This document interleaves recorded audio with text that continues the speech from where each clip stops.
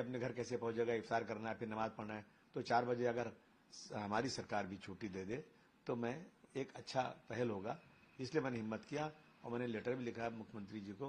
अब देखिए वो क्या करते हैं। सर, अजीत दादा के प्लेन क्रैश के बाद जो है रोहित पवार दिल्ली में भी पीसी ले चुके हैं और मुंबई में भी पीसी ले चुके हैं। प्रेस कॉन्फ्रेंस में उन्होंने कई सवाल उठाए हैं। बीएसआर कंपनी को लेकर उन्होंने कहा है कि इस पर जो है क्रिमिनल एंगल के तहत जो है जांच इस कंपनी पर होनी चाहिए। काफी वीआईपी जो है इस कंपनी से आते जाते हैं।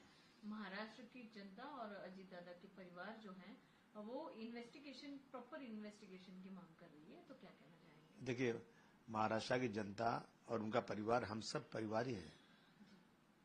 हम सब राजनीति में हैं और अजीत पवार साहब का नेचर और उनका लोगों से काम करने का तरीका और राजनीति में एक्टिव रहना, मैं समझता हूं कि किसी पार्टी में रहे हों, मैं अजीत पवार साहब का बहुत सम्मान, बहुत रिस्पेक्ट करता हूं। बहुत अच्छे इंसान थे वो। लेकिन ये भी सही है कि वो बीजेपी में संतुष्ट नहीं थे।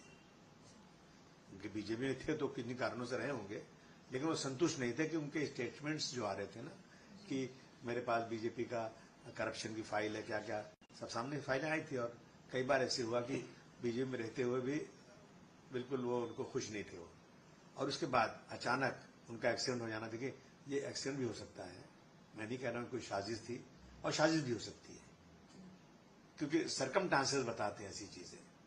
तो मैं भी मांग करता हूं कि जितनी कड़ी से कड़ी इसकी इंक्वायरी, सही इंक्वायरी किसी बड़ी एजेंसी से, बाहर की एजेंसी से, जिसपे लोगों को इत्मीनान हो, जिसमें हमारे देश की सरकार का कोई लेना देना ना हो।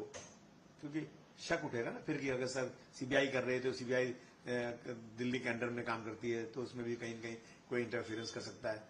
तो एकदम साफ सुथरी मैं प्राइम मिनिस्टर से और अपने चीफ मिनिस्टर साहब से निवेदन करूंगा कि लोगों के शक शुबे को दूर करने के लिए अच्छी से अच्छी जो इंक्वायरी कमेटी होती है वो इंक्वायरी होना चाहिए, ताकि दूध का दूध पानी का पानी हो जाए। सिर्फ पाकिस्तान में जो रमजान का महीना चल रहा है और पाकिस्तान ने ऐसे समय पर जो है अफगानिस्तान पर एयर स्ट्राइक कर दिया है। 7-8 जगहों पर जो है पाकिस्तान अफगानिस्तान के स्थानों पे एयर स्ट्राइक हो चुका है। क्या कहना चाहेंगे? लेकिन मुझे अफसोस है, अफसोस साहब मैं कह रहा हूं कि पाकिस्तान और अफगानिस्तान दोनों इस्लामिक मुल्क कहते हैं, और रमजान के महीने में इस तरह की हरकत, मैं समझता ये हरकत तो कभी नहीं होना चाहिए। लड़ाई कोई हल नहीं है, लेकिन इसमें एयर स्ट्राइक करना रमजान में, मैं समझता हूं कि ये बहुत ही मुसलमानों के लिए अफसोस की बात है। रोजेदारों पर इस तरह चीजें करना, रोजे के महीने में करना। और दूसरी बात मैं कहूंगा कि ये अफगानिस्तान 30 साल के बाद आजाद हुआ है। अभी गरीबी है वहां पे, उनको मदद की जरूरत है, और ऐसे में आपस में लड़ाई करना, मैं समझता हूं ये हमारे लिए शर्म की बात है। मैं इस लड़ाई की खुली निंदा करता हूं। आप आपस में मिलजुल कर रहना चाहिए। अपने आप को इस्लामिक मुल्क कहने वाले और आपस में इस तरह लड़ें तो बस दुनिया में एक जो है तमाचा हम लोगों के ऊपर, इस तरह की चीजें। सर, ये समिट में कांग्रेस के युवाओं ने जिस तरह से प्रोटेस्ट किया, देश की छवि को जो है कहीं ना कहीं नुकसान पहुंचाने का काम किया है। और इसे लेकर जो है समाजवादी पार्टी के राष्ट्रीय अध्यक्ष अखिलेश यादव जी का भी ये स्टेटमेंट आया है कि हमारा आंतरिक विवाद कुछ भी हो सकता है, लेकिन जहां पर देश की बात आती है वहां पर ऐसी हरकत करना ये उचित नहीं है। आपका क्या राय है? आपकी तो क्या मैं मेरे अध्यक्ष के खिलाफ कहूंगा क्या? जो उन्होंने कहा है बिल्कुल बात सही है कि जो है आंतरिक जो चीजें हैं वो रहना चाहिए, लेकिन देश की इमेज खराब नहीं होना चाहिए। लेकिन क्या है ना कि अब इस सरकार में जो है ना आंदोलन करना भी मुश्किल हो गया है। अगर आंदोलन वहां भी नहीं होता और कहीं भी होता ना, तो भी कांग्रेस तो बीजेपी की सरकार उनके पर कुछ न कुछ जरूर लगाती। भाई हम तो डॉक्टर राम मनोहर लोहिया साहब के उसूलों पर चलने वाली पार्टी है, और हमारा अधिकार है कि कोई भी चीज गलत हो तो हमें उस पर सड़क पर उतरने का पूरा अधिकार है। और डॉक्टर राम मनोहर लोहिया ने कहा था कि जब सड़क सुनसान हो जाएगी तो सांसद आवारा हो जाएगी, और यही हो रहा है आज। अगर कोई भी अगर किसी को करना है, कोई आंदोलन करना है, तो आंदोलन का परमिशन ही नहीं मिलता है, आंदोलन वालों को जेल में डाल दिया जाता है। चलो, ये आंदोलन जो है गलत जगह पर हुआ, देश की इमेज खराब हो रही है, लेकिन और भी आंदोलन कहीं हो रहा है ना, उस आंदोलन को कुचलने के लिए सरकारें, जो आज की सरकार जो बीजेपी की है, वो बहुत सख्त कदम उठाती है और आंदोलनों को रोकने की कोशिश करती है। मैं समझता हूं ये लोकशाही में गलत चीज है।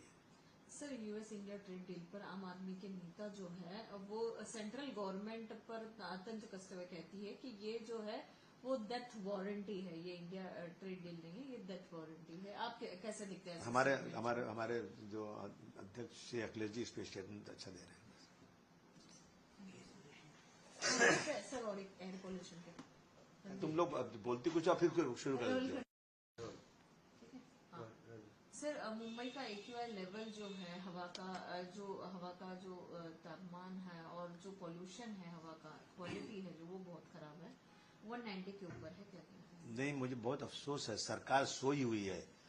देखिए हमने कितनी बार, मैं सिर्फ मानकू शिवाजी नगर की बात ही आपको कर लूं, सारा मुंबई का कचरा वहां जाता है, उससे पोल्यूशन, उससे हवा बहुत खराब हो रही है। ऐसी बदबू आती है कि आप खड़े नहीं हो सकते वहां पर। लोग जो है टीबी, कैंसर, फेफड़ों की बीमारी, हार्ट अटैक, कितनी बीमारियां वहां पर हैं। लोगों की उम्र का एज इसी एयर पोल्यूशन की वजह से 39 ईयर्स हो चुका है। वहां पर 24 घंटे जो है जो जलाए जाते हैं, दवाएं जलाई जाती हैं, आदमी का हाथ पैर कटा हुआ जलाया जाता है। दिन भर जो है वहां पर SMS कंपनी चलती रहती है।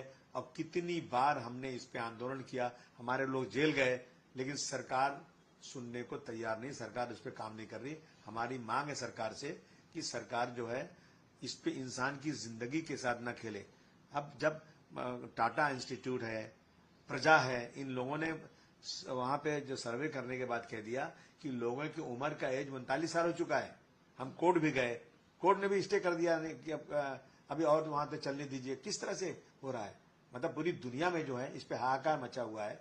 मुंबई एक इंटरनेशनल सिटी है, लोगों का जीना मुहाल हो गया है, लेकिन इस पे कहीं भी सरकार का ध्यान नहीं है।